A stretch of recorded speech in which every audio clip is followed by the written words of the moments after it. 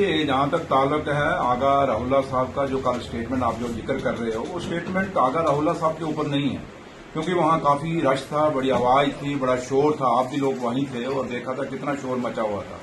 उसके बीच में मुझे किसी ने सवाल पूछा आगा उसका जो बीजेपी का कैंडिडेट है, तो मैंने उसके ऊपर कहा कि उस आगा को मैं जानता ही नहीं हूं, मैं पहचानता हूं, मुझे पता ही नहीं कौन है कौन नहीं है। तो जहां तक आगा राहुल्ला साहब का, वो नेशनल कॉन्फ्रेंस के ऑनरेबल एमपी हैं और लीडर हैं नेशनल कॉन्फ्रेंस के, उनके लिए तो हमने क्या, वो उनको तो मैं रोज हम जानते हैं, क्यों नहीं, मैं तो उनके घर पे गया हूं। तो जहां तक ताल्लुक है, जो बीजेपी का है, कोई आगा को खड़ा किया हुआ है, मुझे नहीं पता कौन है कौन नहीं है, इसलिए उसके ऊपर मैंने ये बयान दिया। बाकी है कि अब मीडिया का काम है तोड़ मरोड़ के अपनी टीआरपी बढ़ानी, वो बढ़ाते रहे, मुझे उससे लेना देना नहीं। लेकिन जहां तक ताल्लुक है कौन क्या प्रोटेस्ट कर रहा है, मुझे उससे भी लेना देना नहीं। लेकिन जहां तक मेरा अपना ताल्लुक है, वो सच्चाई यही है कि जो बीजेपी का आगा जो कैंडिडेट खड़ा है, उसके ऊपर मैंने कहा था और कि भाई मैं उसको जानता नहीं और पहचानता नहीं। और सच्चाई भी यही है कि मैंने उसको आज तक ना जाना है, ना पहचाना है, ना देखा है, न सुना है कौन नहीं है। इसलिए मैंने उसी सिलसिले में कहा था। और जहां तक नेशनल कॉन्फ्रेंस का ताल्लुक है बड़गाम सीट का,